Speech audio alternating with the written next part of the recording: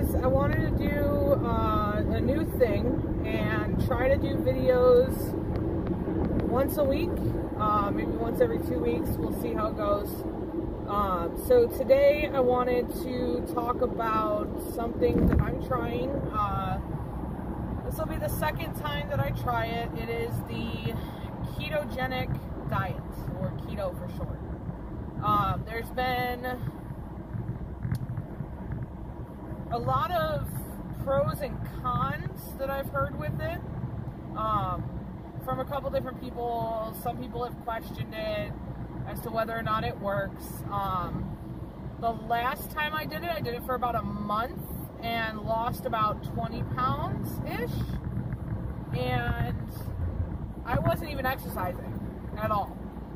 So that definitely was amazing. And then I think mentally I wasn't fully prepared for it, to do it and stick with it. So I'm hoping that this time I am. And I do feel a lot better about, you know, sticking with it and really making sure that I watch what I eat. So I just want to kind of go over the basics of it for those that don't know about it or they're not sure if they want to do it. The great thing about keto is it's not just for people, for women that have PCOS. The keto diet is generally geared towards helping people that have glucose issues. And as I've explained in previous videos, most women that have PCOS, one of the levels of it is glucose intolerance or insulin, tolerance issues. So keto really helps with that because it focuses on high fats and the healthy fats, and medium protein, low carb, low sugar.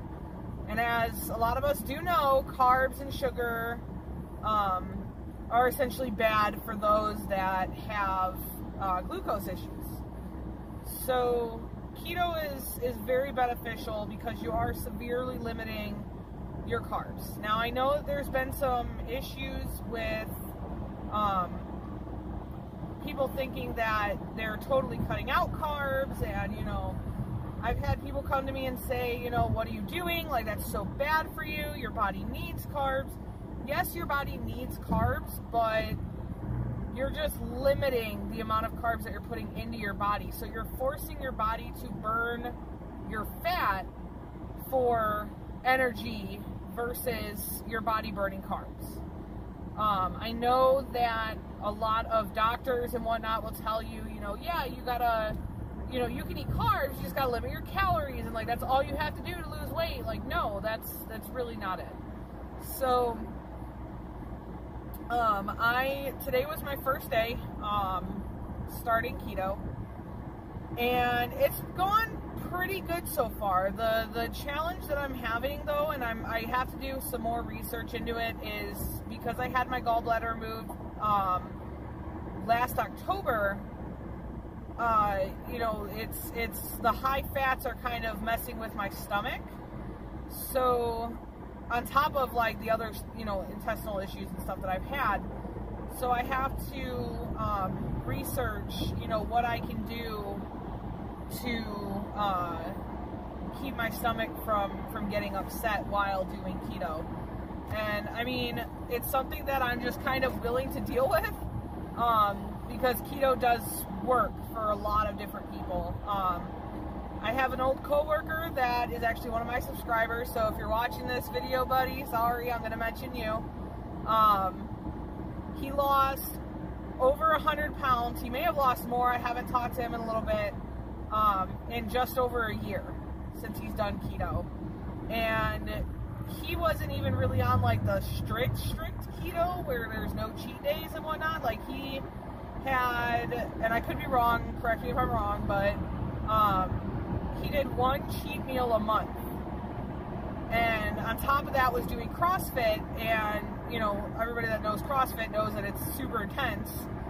So he lost that amount of weight even with doing cheat meals.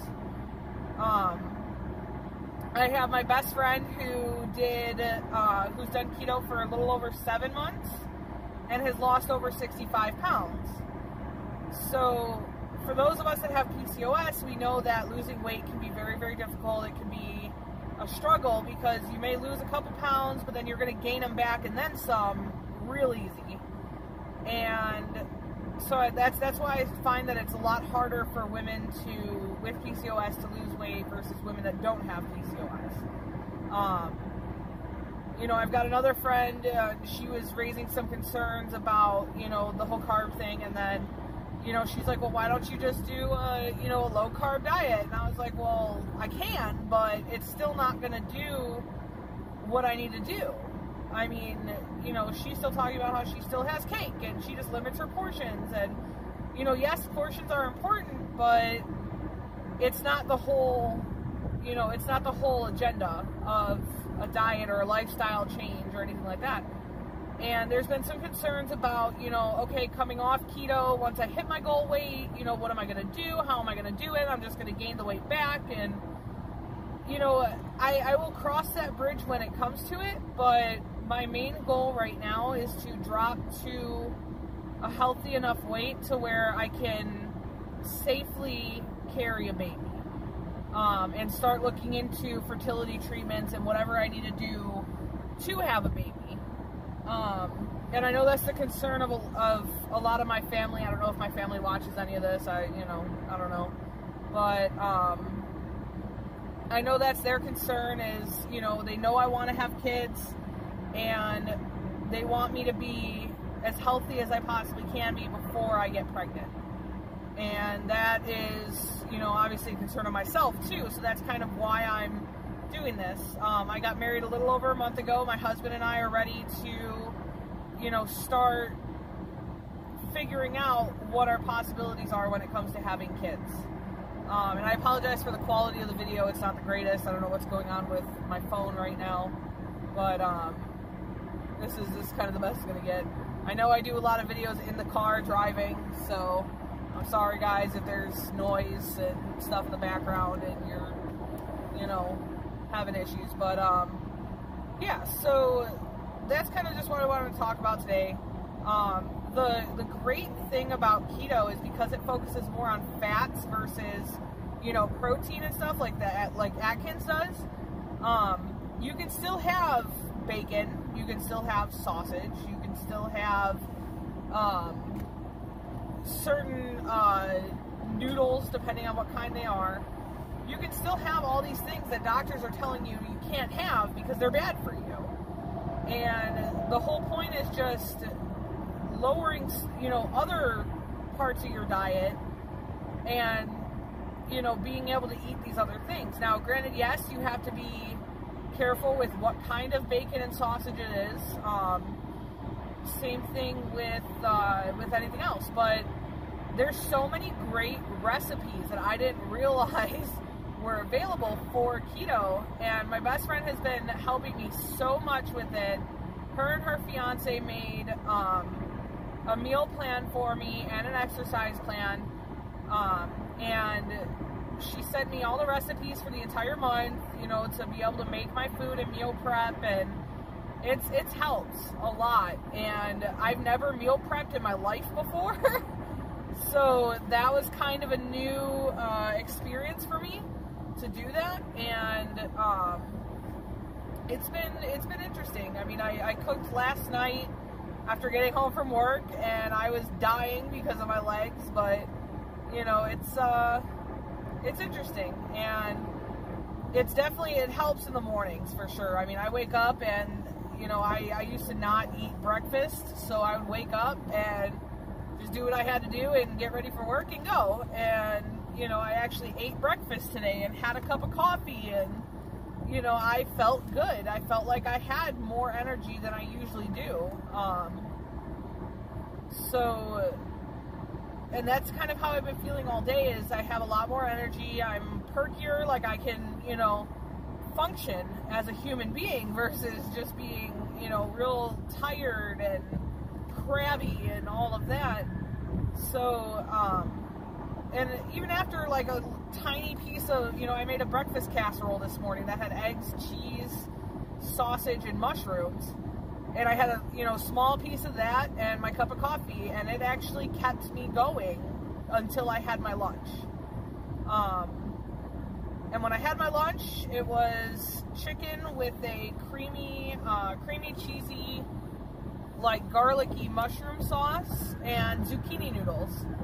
First time ever making zucchini noodles, and it actually turned out really good. Same thing with the sauce and the chicken. So it was pretty incredible to go through these recipes and make them and taste them, and they were phenomenal. There are, and then every week on my days off, I'm going to be going out shopping for the week and, meal prepping. So it's going to be a challenge, and it's going to be interesting, and I feel like it's going to be fun too, because I'm getting to experience all these things that I've never really had to do before. I know I'm kind of rambling, and I'm sorry. So today's just been a really, really good day. I have pork rinds essentially as a quote-unquote snack in case I do get really, really hungry later on today. So I have those to snack on. I'm trying to limit my meals. My friend only eats 2 meals a day. She barely snacks. She only snacks when she's, really feeling hungry. My biggest challenge is going to be keeping up with my water intake and being able to drink enough water to stay hydrated and keep myself feeling fuller longer. So that's what's really going to be difficult, is doing that. So we'll see how that goes. Today, I've only had 1 bottle of water so far. The day's still young, as they say. So I'm going to try and drink a little bit more water. I'm trying to think of what else to really say. So we'll see. We'll see how things go and how much weight I do lose. I was talking to my friend this morning. She's getting married next year in October in New Mexico. And, I want to look good in my dress. I want to make sure that, she's happy with how pictures turn out. I don't want to feel self-conscious. I don't want to feel icky in my dress. And then on top of that, being on a plane. Us bigger women, we know how it is. If you've ever traveled on a plane before, it's not fun, especially because the airlines are making their seats so much smaller, and it's just becoming ridiculous to try and fit in a seat. I have people tell me that, they're skinny and they have issues fitting in the economy seats. So it's not a fun experience trying to fit on a plane, and you're squished like sardines, and you're a bigger person. So so that's kind of one of my goals. I set my goal for, by the time her wedding comes, really, really low. I know that if I stick to keto, I'm definitely going to hit it in way less time than my goal is set for. But I'm going to try and keep myself motivated, especially if I do hit that goal. It's basically 40 pounds. If I can't lose 40 pounds in a year, then there's something wrong on keto. Or I'm doing something wrong, or something's going on. But that's kind of my goal, is to hit that 40-pound mark. But I definitely, total weight I want to lose is has to be at least 180 pounds, and I'll be happy. And that's my absolute goal. So hopefully by the time we're ready to have kids, I'll be there. I'll be at that goal or close to it. And we'll see. We'll see what happens. So it's definitely going to be a roller coaster of a ride, and that's kind of why I want to make a video a week, just to talk about, how I'm doing and answer any questions you guys may have. If anybody's interested in doing keto, please, if you have questions, ask me. I will try to answer to the best of my abilities. If you need recipes, I can give you you know, some of the recipes that my friend gave me. I can also recommend like YouTube channels that have the keto recipes. So that's just kind of what I wanted to get at today. This is just kind of like the initial, I guess, start of the, you know, the new Becca. And we'll see how it goes. I mean, I will also be posting my progress too, on Facebook as well as on YouTube. I will be showing you guys, you know, before and afters. I will be, hopefully, you know, I mean, I'll show you clothes that, you know, if I lose a bunch of weight, like I'll show you my old clothes versus, you know, and how much weight I've lost, to give you a perspective. And yeah, I mean, I look forward to really changing my lifestyle and changing who I am and how I look. So that's pretty much all for today. I love you guys. Thank you guys so much for your support. Continue to like and share my videos as you please. And I hope you guys have a great day.